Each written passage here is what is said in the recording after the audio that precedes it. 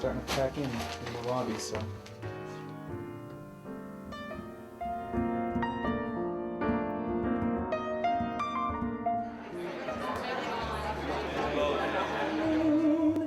Take care, that's fine. Yeah. So I kind of go through the phases of accepting and taking on responsibility. John, if we check the bass, During Golden Slumber, that's right. Remember that one, Manuel?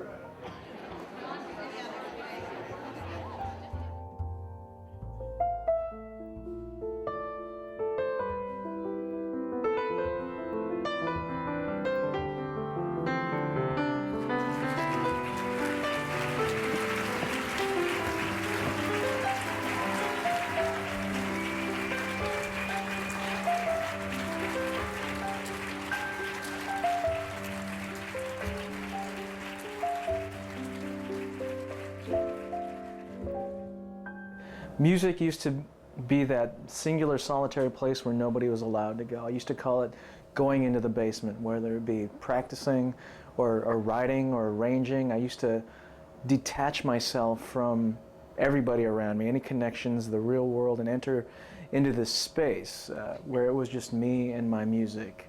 Duke Ellington has a book out, and based on one of his quotes, music is my mistress. And for a long time, music was that. I had that sort of relationship where nobody else could go there with me in that, and only I and the music had this relationship. And there used to be a lot of fear going into that space, going into the basement, because of the connections that I was breaking. Would those connections still be there when I came back up? When the sun is high in the afternoon sky, I can always find something to see. But from dusk till dawn, as the clock ticks on, something happens to me. In the wee small hours of the morning, when the whole wide world is fast asleep,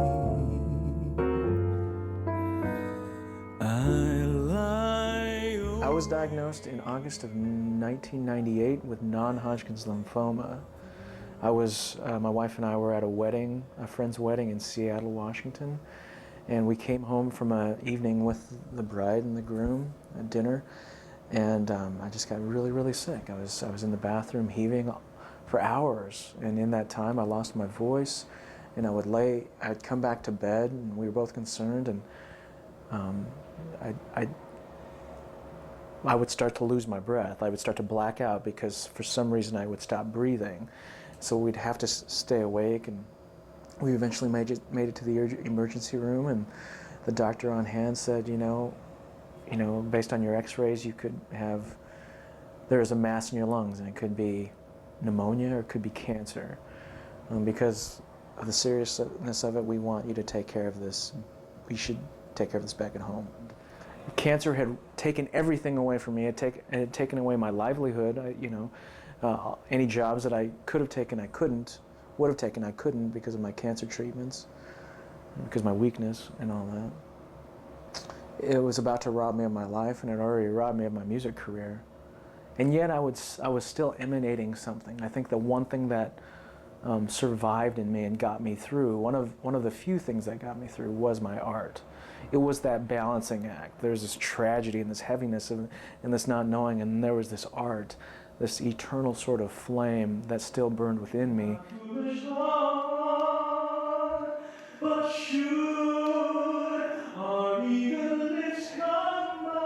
Until this concert, I really wasn't performing in public. I've been a singer in church my entire life, but I've never considered that performing in the same way that this concert is performing.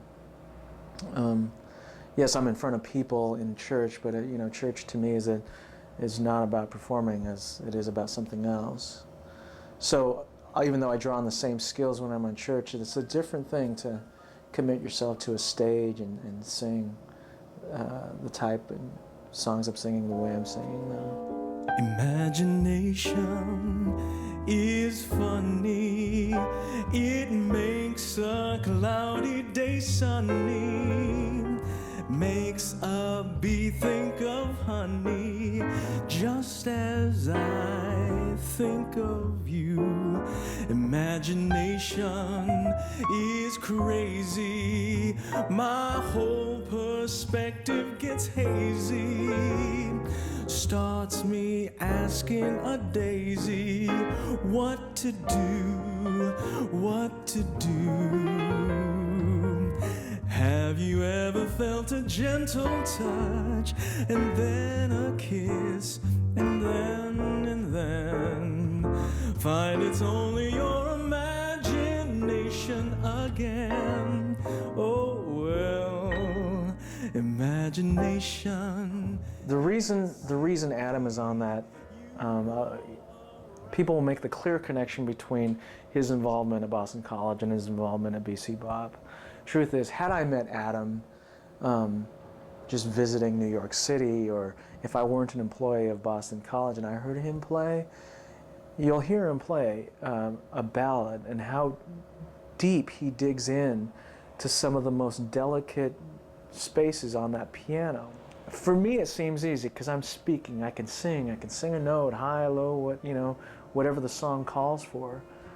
But he's doing it, you know, it's coming out of his body through his fingers, and he's able to turn wood and the metal of the strings into that same sort of intangible thing.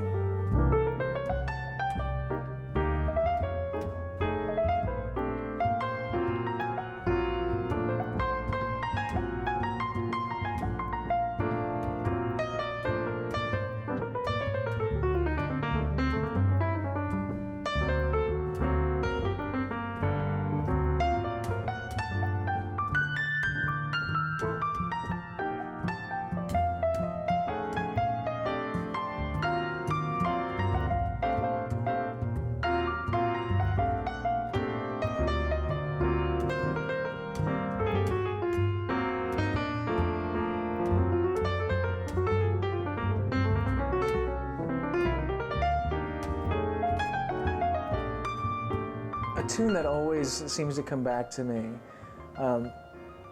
is But Beautiful. And I refer to the Nancy Wilson recording of it off of her album But Beautiful, because I think it's just a stunning performance, a stunning recreation of a sentiment of what beauty is. It's funny, it's sad, it's good, it's bad, it's polar opposites, and yet it's beautiful. Beauty is all that. Love is everything. Love is the hard and the easy, the passionate and the dry. All of that is love. And for me, and in that song, it's that love that is reached through a connection with another person. If you were mine, Anne Marie makes it makes that connection to the beauty very, very real and not imagined. But Beautiful is a song about a person on the brink of the exact right thing. You know, all he needs is that component. He knows everything's perfect, and with you, that will be beauty. Love is funny, or it's sad, or it's quiet, or it's mad. It's a good thing, or it's bad,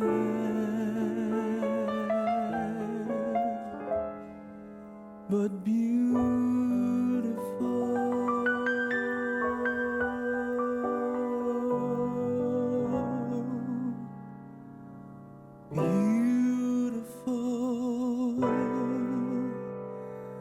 take a chance, and if you fall, you fall. Golden Slumbers was a very real reference to my daughter in that when I was at Futura Studios recording this over the summer, Anne-Marie was pregnant with our child, who we didn't know boy or girl at the time. And she came in for the performance in the studio and then the mix sessions a couple weeks later of it. And Madeline just seemed to kick and come awake whenever that tune came on, whenever Adam started doing his thing, and whenever I soar high on those high notes. Yeah.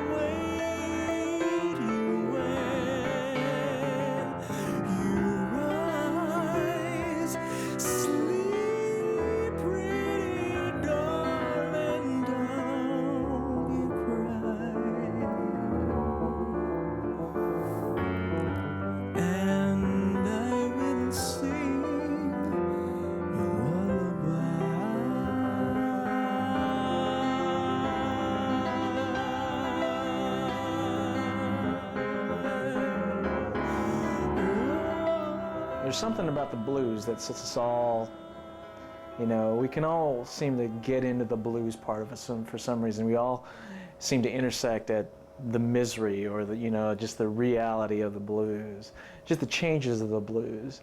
And then a tune like Have a Little Faith, it's, you know, it's just a person just pleading, you know, with whomever he's speaking with, to like, listen, you know, just trust me.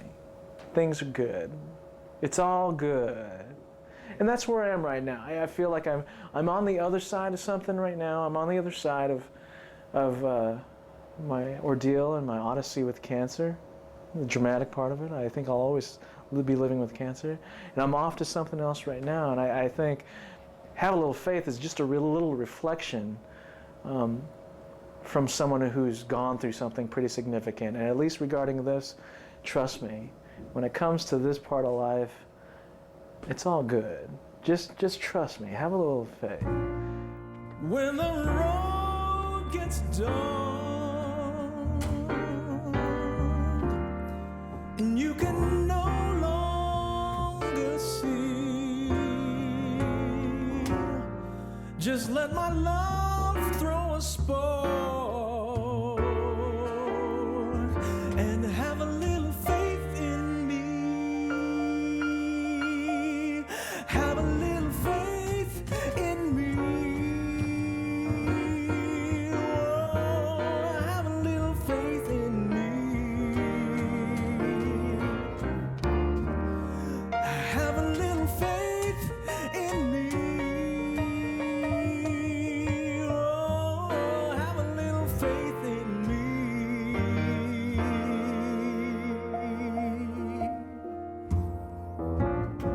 And when your secret heart Duke Ellington, Do Nothing Till You Hear From Me. That's another reference. You know, that's a great tune. I've always loved that tune, but it kind of makes a reference to a lot of infidelity. You know, and it would be said that there's been none of that. But the way I tied it in, I just wanted to do the tune. It's just a great tune. It's a great closer. It's Duke Ellington. How can you miss with a Duke Ellington tune? And again, you know, Madeline coming into my life, there is that sort of, you know, Sharon Daddy now, Sharon JoJo, and there are times when Anne-Marie has just felt like, wait, you know, listen, I used to be that soul one, and now it's what we call expanded capacity.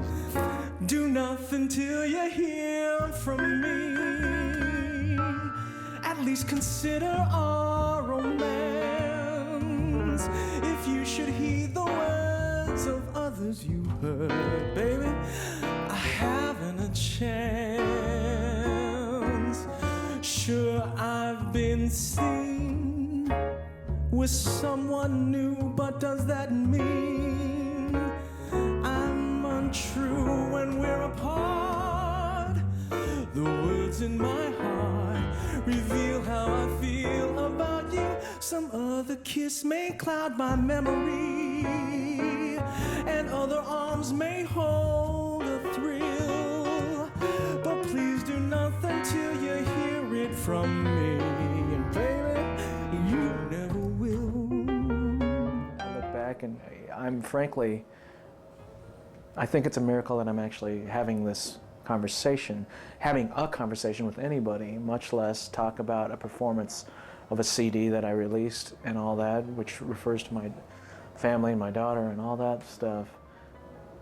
I guess I'm wary of becoming, the cancer survivor, or the, or the jazz singer, or the proud dad. I'm all those things, and one thing, cancer survival informs my music as much as my music and my marriage to my wife and my fatherhood informs my perspective on cancer survival and all these, and work and all these other things. And so I don't have a problem. About you, some other kiss may cloud my memory, and other arms may hold a thrill. But please do